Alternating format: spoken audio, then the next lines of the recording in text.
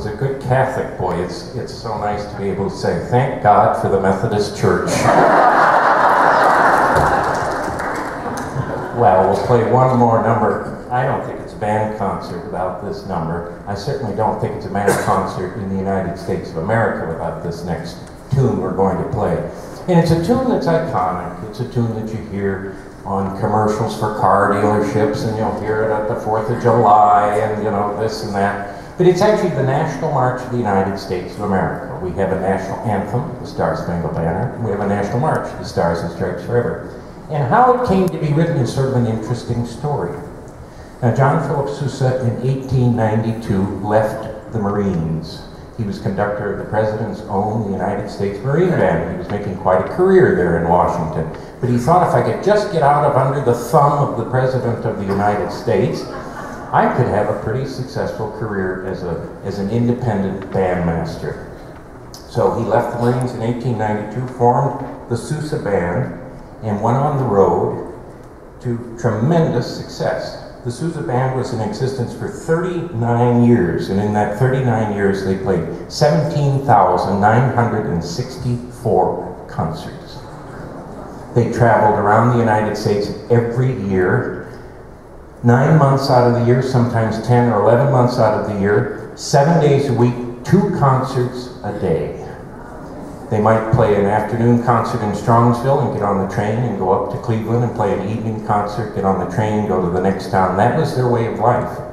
And so that had started in 1892. By 1896, Sousa had yet to have a vacation. He was writing operas at this time, marches, all of this. He was one busy fellow. And finally he went to his manager, David Blakely, the man who got him his start, and taught him all about the business.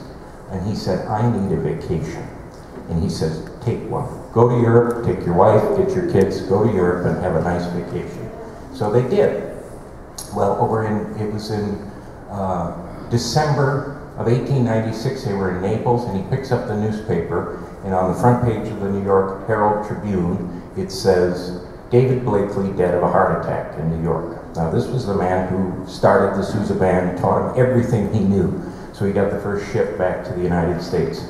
And as he rode that ship, the things that went through his mind, he said, well, what am I going to do? This man books all the concerts, takes care of all the money, he does my contracts, all these things. He was sort of a father figure to Sousa.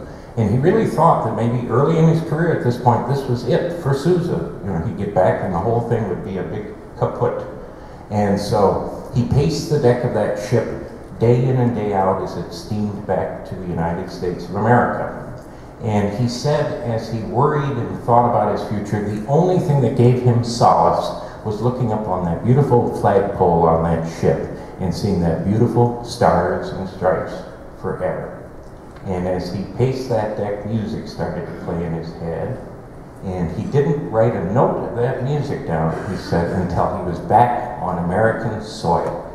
And on Christmas Day, 1896, he dipped his pen in the ink and wrote The Stars and Stripes Forever, which I think is the greatest Christmas present a composer ever gave his country. So here it is, greatest march ever written. John Philip Sousa's The Stars and Stripes Forever.